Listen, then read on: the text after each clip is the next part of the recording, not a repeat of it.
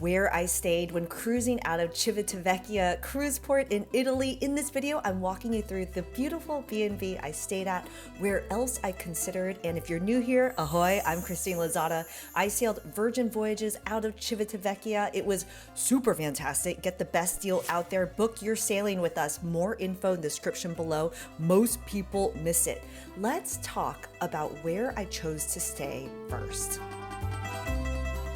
As soon as I arrived, Loris came to meet me outside at the car and helped me with my luggage inside. It was such a nice, warm welcome and showed me around the property and in my room. The room was super comfortable. There's only a few rooms in this property with a shared communal space, but one of the amazing things is the balcony views. You are literally looking at the cruise port and it's a beautiful, beautiful view, a really great location as well. It's a place where you can really rest and relax before starting or ending your cruise vacation. This is a really charming place with a lot of character. I mean, Loris's mom made this pistachio cake. It was delicious, by the way.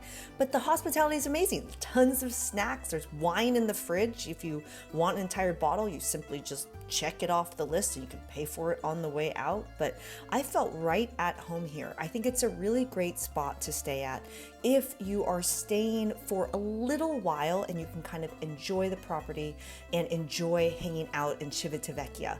If you're just coming in super late the night before and leaving first thing in the morning, this might not be the right spot for you in terms of price point, but in terms of comfort, that's definitely there. This place served me really well, and especially as a solo traveling female, it worked out really well. Most people staying here are couples. But one of my favorite things about a B&B is that personalized service where they are really helping you with just about anything you want. Need some recommendations, want to chat for a little bit about the area, you want to hear a little about the history of this place. Like, I loved it. It was really great being greeted by Loris and his team, and then being able to relax and unwind in my room, and then also having those beautiful views of the port and the water.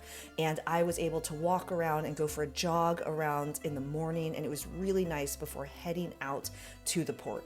If you need tips around how to get to the port, I have a full video on that, but this space really served me well and was really comfortable, and I loved the hospitality and the location. If you're getting some value out of this video, cheers that like button, consider subscribing, and don't forget, if you're considering Virgin Voyages, price compare with us. We really do have the best deal out there. More info in the description below.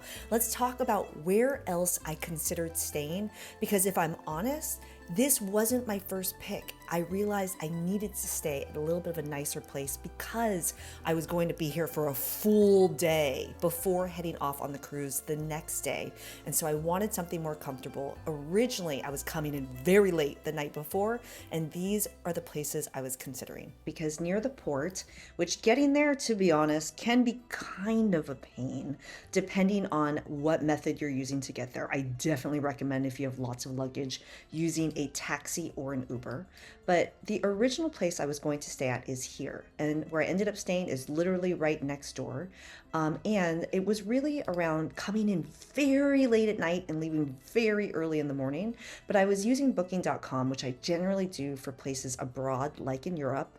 And I'm really going off of reviews and how many reviews there are. So this was my original pick, a significantly lower price point, but didn't end up giving me the I'm traveling alone vibe that I was looking for.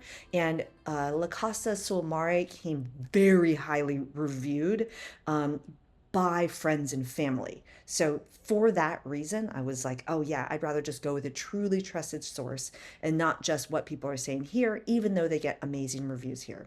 So this was my original first choice.